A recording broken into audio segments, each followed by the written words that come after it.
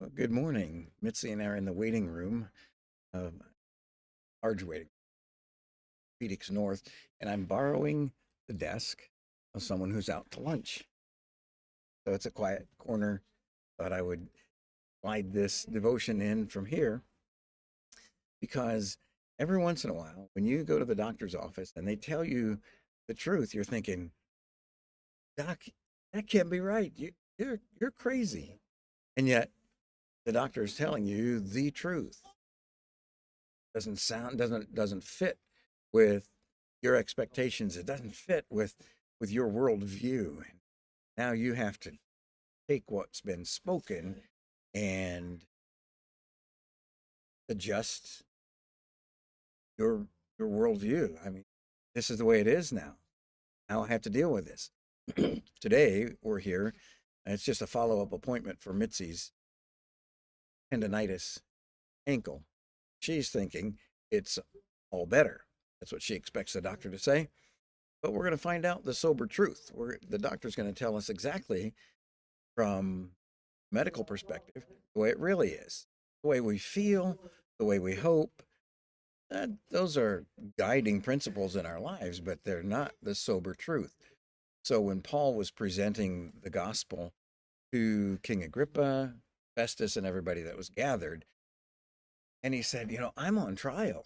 These people tried to kill me because I was telling them that Jesus, the Christ, is the fulfillment of Moses and the prophets.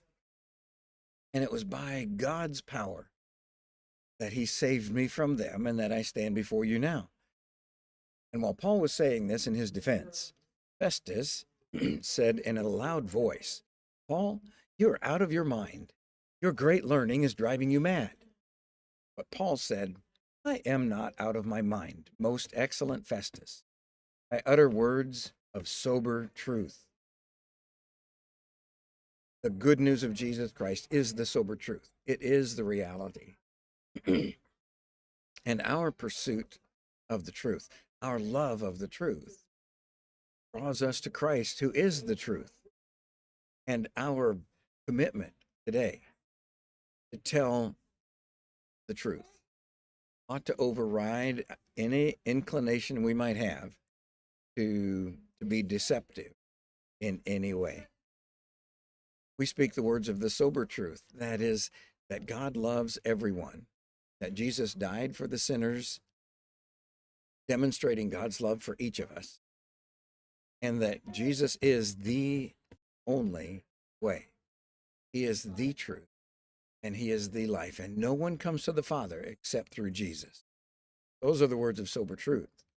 In all the stories that we tell, one of my father-in-law's favorite sayings was, never let the truth get in the way of a good story. And if you're telling a story for entertainment purposes, that's one thing. But as Christ followers, we're truth tellers. Even if those around us think we're crazy, that our new perspective on life has driven us mad, we can say to them, that's not true. We are speaking the words of truth, validated by the resurrection of Jesus from the dead. Sometimes the truth sounds crazy, but this truth is what the world needs to hear. Friends need to hear it, and maybe you need to hear it again. God loves you, and we love you.